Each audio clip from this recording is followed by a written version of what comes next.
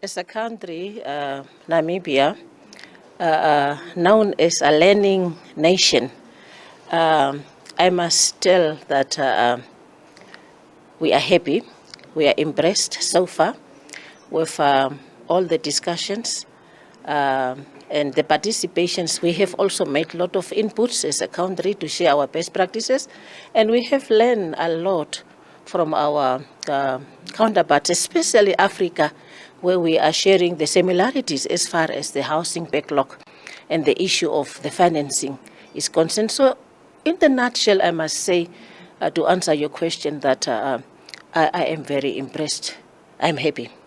Learning best practice, but you are already dealing with these challenges in your country. Can you share with us, in terms of policy and practical action, what are you doing to eradicate the slums, or to address the issue of housing? That would include infrastructure, because you must also address the issue of infrastructure, technology, and the impact of climate change. Thank you very much for this very good question. As a country, we are very much mindful of this challenge. And as much as all the local authorities, the municipalities, and the local authorities are having their own internal policies, the head of state of our republic has declared informal settlements a humanitarian crisis.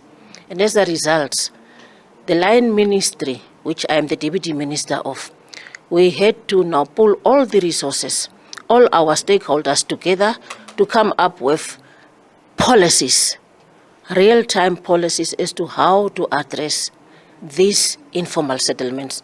And as a result, currently, we are running a program together with the association or the body called National Housing Enterprise, all the local authorities, the regional leadership. We have pulled our resources together, and in all those localities where we are faced with these informal settlements, we are now addressing, together with the ministry responsible for land reform, because what we are trying to do is to give ownership to these people that are scattered, that are sitting in these informal settlements, which we call flexible land tenure rights. So we are really giving some sort of hope to our communities in these informal settlements. So the programs are there, coupled with the national housing policy that is currently on its way to the cabinet.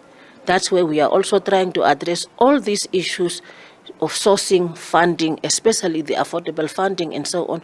So I must say, all in all, maybe at a not a acceptable pace, but I can tell you as a country, collectively we are addressing this matter.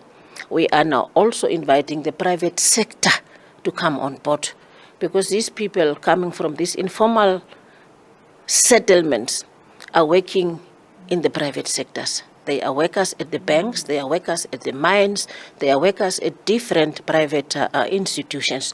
So they are also coming on board to join the government's efforts. The issue of financing is a critical one. You look at the global challenges right now, to raise finance is very difficult. And the loans, particularly your IMF, your World Bank, paying back those loans can kind of be a huge challenge. How can we deal with issues of financing when we address challenges facing the ordinary people on the continent? You see, you are spot on.